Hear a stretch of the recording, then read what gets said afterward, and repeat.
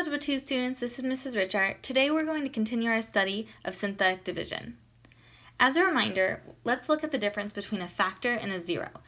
Four words mean the same thing as zero. Zero, root, solution, and x-intercept. So if x plus 2 is our factor, if we set it equal to 0 and subtract 2 from both sides, we get x equals negative 2 as our 0. If x equals positive 7 is our 0, then x minus 7 is our factor. If 2x plus 1 is our factor, and we set it equal to 0, and subtract 1 from both sides and divide by 2 from both sides, our 0 is x equals negative 1/2. If x equals 0 is our x-intercept, then the corresponding factor is just x. If we look at this cubic function, notice that we have x cubed, x squared, x to the first, and x to the 0. The exponents are in decreasing order, and if we're trying to find how many zeros we expect to see on our graph, we expect to find, I need to look at the highest exponent, or the degree. The degree is 3, and if we remember, the degree matches the number of zeros or x-intercepts that we should have. So we should expect to find 3 zeros or x-intercepts. If we graph this in Desmos, this is what we get. And we do in fact see that we have 1, 2, 3 zeros. They're all integer values because they cross the x-axis on those nice grid lines. We're going to use synthetic division to prove that x minus 4 is the factor of the function f of x. Then we're going to either use synthetic division, factoring, or quadratic formula to find the remaining factors and zeros. Once we pull out or divide out one of the factors, we are no longer left with an x cubed, we're left with an x squared. So if it's factorable, we can factor, or if it's not, we can always use the quadratic formula because we know that works for all quadratics. So if we are given that the factor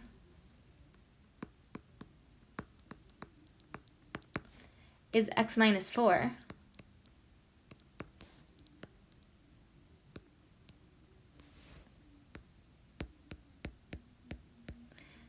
that means that the corresponding 0 or root is x equals positive 4. So we're going to go ahead and set ourselves up for synthetic division by putting the 0 in the box. Notice we have x cubed, x squared, x to the first, and x to the 0, so we can go ahead and start using the coefficients, pulling off the coefficients. We're not missing any terms, and they are in decreasing order by exponents. So we have 1, negative 6, 5, and 12. If we bring down the 1, and we say 1 times 4 is 4, negative 6 plus 4 is negative 2, negative 2 times 4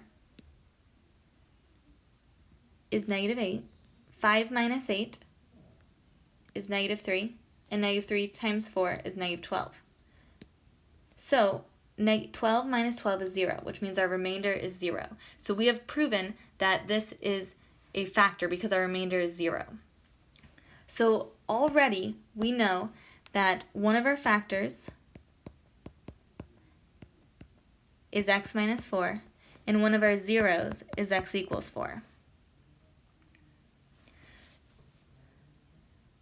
Looking back, we see that we have all integer values of zeros. So I already proved that x equals 4 is a 0. Now I have two more. So I have x equals 3 and x equals negative 1. So let's prove x equals 3 first. So I'm going to put the 3 in the box. And then using synthetic division, bringing down the 1, 1 times 3 is 3. Negative 2 plus 3 is 1, 1 times 3 is 3, and negative 3 plus 3 is 0. So once again, we have a remainder of 0.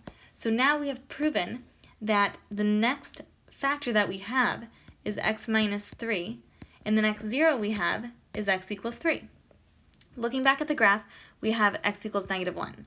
So we're going to continue this process of synthetic division to prove this last 0 of negative 1.